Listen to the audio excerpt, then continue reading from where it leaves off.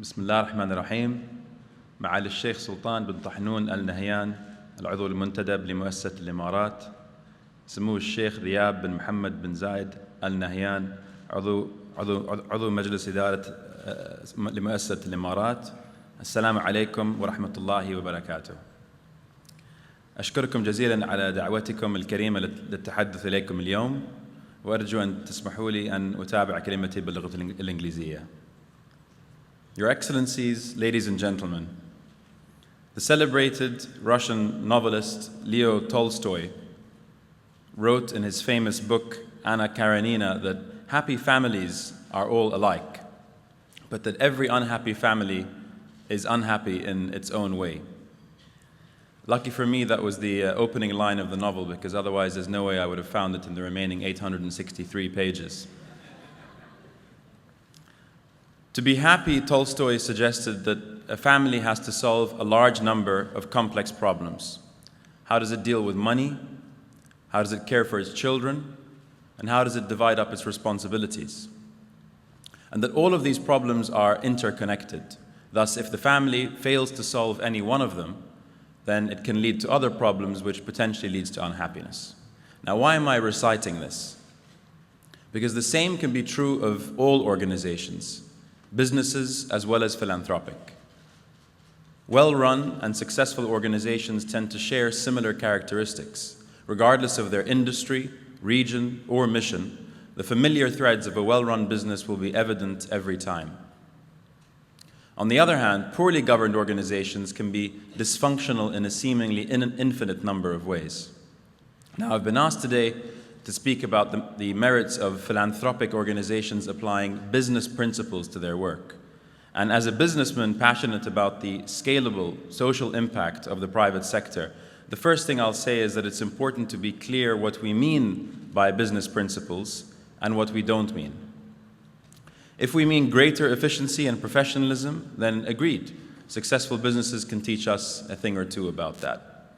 If we mean boosting productivity with new technology or applying innovative HR policies to try and get the most out of employees, then a successful private sector exceeds at that. However, what about waste and excessiveness? What about pursuing profits at the expense of communities and the environment? What about corruption or bribery or cheating on vehicles emissions tests? If we're going to be honest, we must admit that business with a capital B has been guilty of all of these things. And more often than not, it's the unchecked pursuit of business principles or business objectives that has led these companies astray. In fact, one could even argue that the structural imbalances created by some business practice perpetuates vast differences in privilege and equality, which in turn makes it necessary for philanthropy to exist at all. But that's a discussion for another time. So what is it that safeguards companies from exposure to unsustainable practices? And what is it that incentivizes others to measure and report on their impact? More than anything, the answers to these questions, and many related ones, can be found in the adoption of sound governance principles. And that is what I believe the philanthropic sector should also be focusing on in the next phase of its development. Not just raising funds and delivering programs, but improving its standard of governance. And we clearly have a long way to go, and that's not just within our region. According to an international study published by Stanford this year, 42% of surveyed nonprofit directors admitted that their organizations don't have an audit committee. 69% revealed that they don't have a succession plan. A staggering 2/3 indicated that their organizations never even evaluates its performance. And if that doesn't concern you, then consider this. 70% of the directors surveyed reported that their nonprofit had faced a serious and damaging governance-related problem in the last 10 years. Now, I wonder how many of our regional nonprofit directors could say that their governance situation was significantly better. But to be crystal clear, this isn't simply a case of doing the right thing for the sake of it. And this isn't about box-ticking for regulatory purposes. The truth is, better governance can maximize the impact of your investments and make any organization, from multinational business to local foundations, more successful, sustainable, and scalable over time. To paraphrase, it's about the business case. And if you don't believe me, just visualize this following a typical scenario. An affluent donor writes a check to a local foundation. She feels good about it because she's done a noble deed. The foundation feels good too because they've just secured some more funds to support their work. At this point, everybody feels good about everything, and the problems of the world are seemingly being solved. Or so it would seem. But then the donor hears nothing about it, nothing more about it. She never follows up because she doesn't feel it's her place to do so. And even if she did, the foundation couldn't actually tell her how much of every dirham or dollar she donated was being spent on the program. They couldn't tell her what kind of lasting impact her donation was having on the ground. And at this point, things grow uncertain. The foundation might be doing some great work, but how much good work are they doing? What is the impact of their work over time? And how is that even being calculated? Months pass, maybe years. And the next time that donor reaches for her checkbook, what do you think she's going to do? I think she'll do what every one of us does as a consumer. She'll shop around. She'll find another charity. She might even stop writing these checks altogether. And suddenly, nobody's feeling good about anything. And it isn't because the donor or the donor's money was wasted or misused in any way.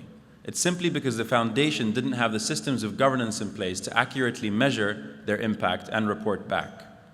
And this is really just one example of why the philanthropic governance through greater transparency and accountability matters.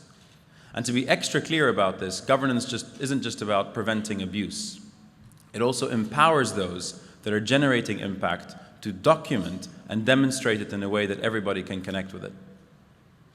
And as a result, not only can the better governance improve the quality of funds that a foundation or charity is able to raise, but can also improve the quality, so the quantity as well as the quality, by making donation flows more predictable and sustainable. And even more important than that, it can give you, your employees, even volunteers, greater confidence that every dollar invested and every hour spent is generating the right kind of impact. For businesses and nonprofits alike, at the heart of these issues lies the universal concept of trust. Now, we all know how important trust is in our lives. We know that it's the lifeblood of positive and lasting relationships. So let me ask you, why would the role of trust be any different for organizations and in their relationships with their stakeholders? The answer, it isn't. Just as governments have a social contract with all their constituents, all organizations have an unwritten contract with their stakeholders. And the prize on offer is not just a social license to operate, it's true value creation. Because unlike reputation, which is based on the aggregate of past experiences, trust is a forward-facing metric of stakeholder expectation, which is increasingly considered the most valuable commodity in the system. Now, the philanthropic sector should never fall into the trap of taking the public's trust for granted. This is one gift that can be revoked at any time. According to the Edelman Trust Barometer, an annual study measuring trust in different institutions, global trust in NGOs actually fell from 66% to 60% in the last year. And I wonder how many millions, if not billions, of dollars have been lost to the sector as a result. Better governance practices is the key to reversing that trend. And by raising public funds for the most vulnerable in our communities, nonprofits are arguably in a position of even greater responsibility to implement these standards.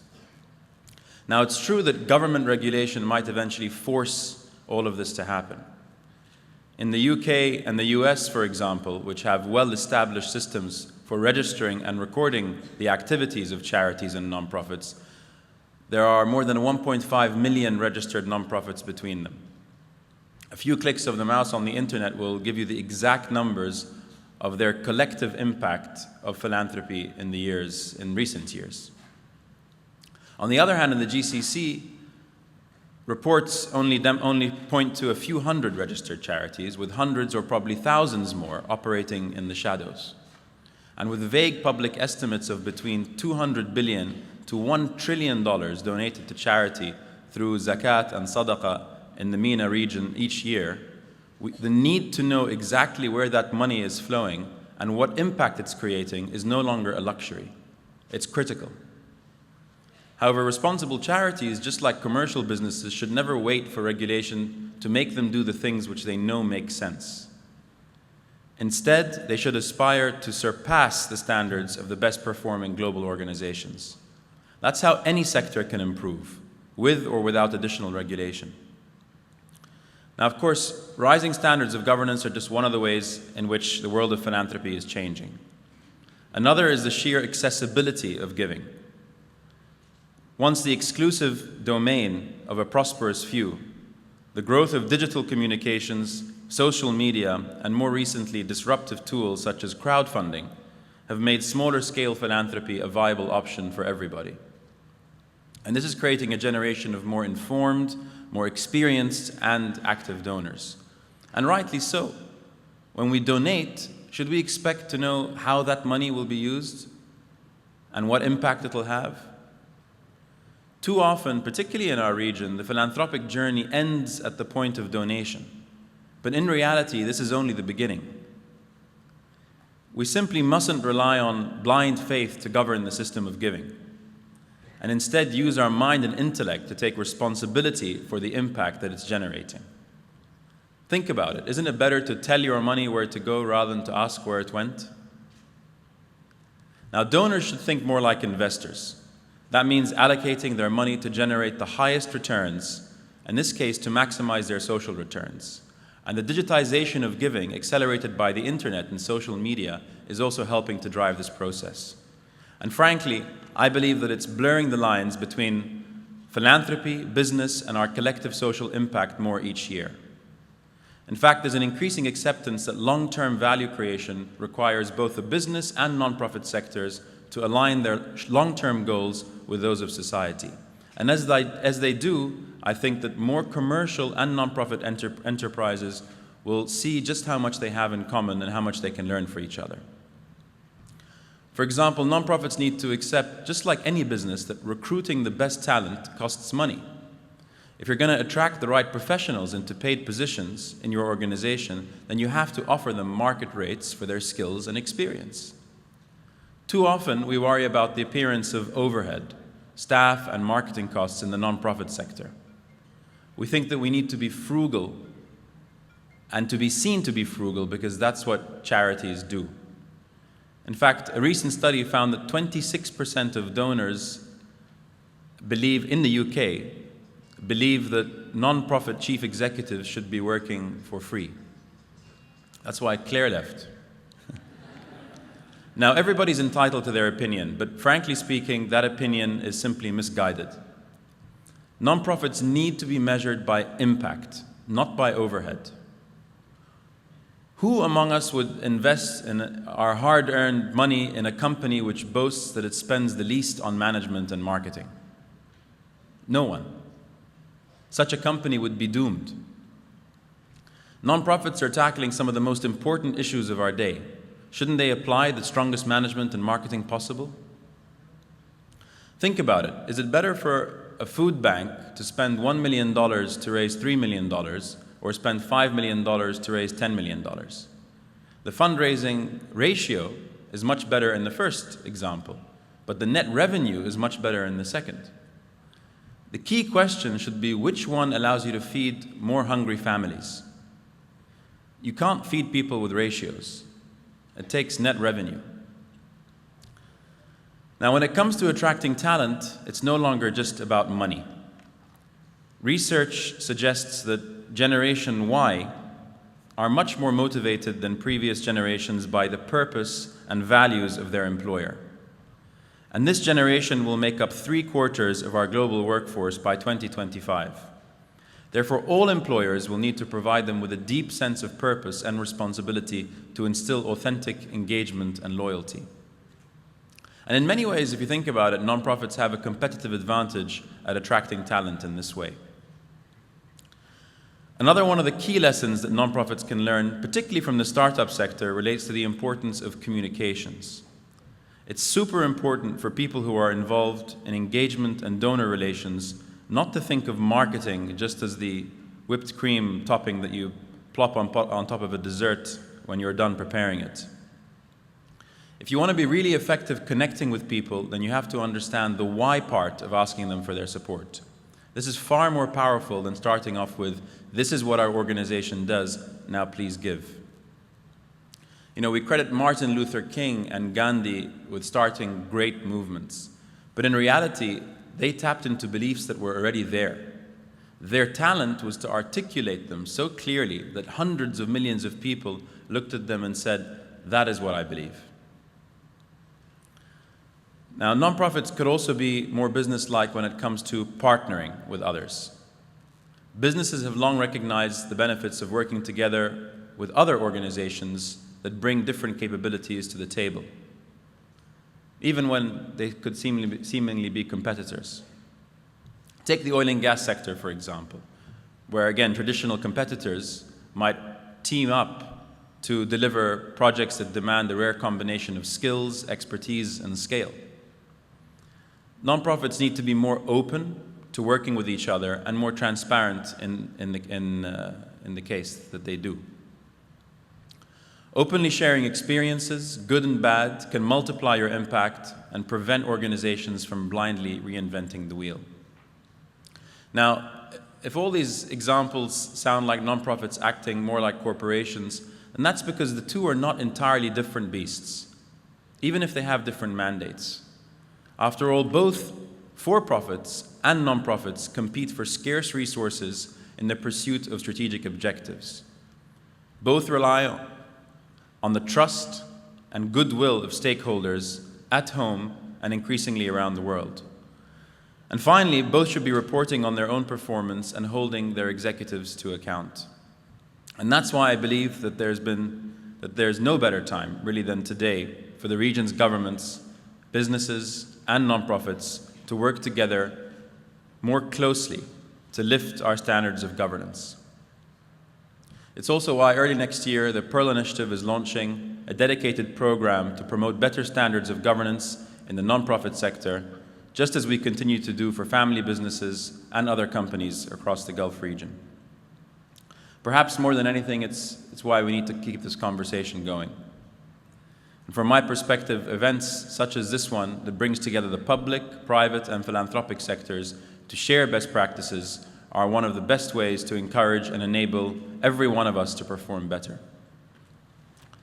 Now, as Rumi wrote, yesterday I was clever, so I wanted to change the world. Today I am wise, so I'm changing myself. Now, far be it from me to try and improve on Rumi. Remember, I'm the one who only read a single sentence in the book Anna Karenina. But I believe the truly successful will do both. They will change themselves in order to change the world. And ultimately, that should be our goal. Because with every well-governed and successful organization that we can create today, our businesses and philanthropic sectors, and therefore our society as a whole, will thrive. Thank you.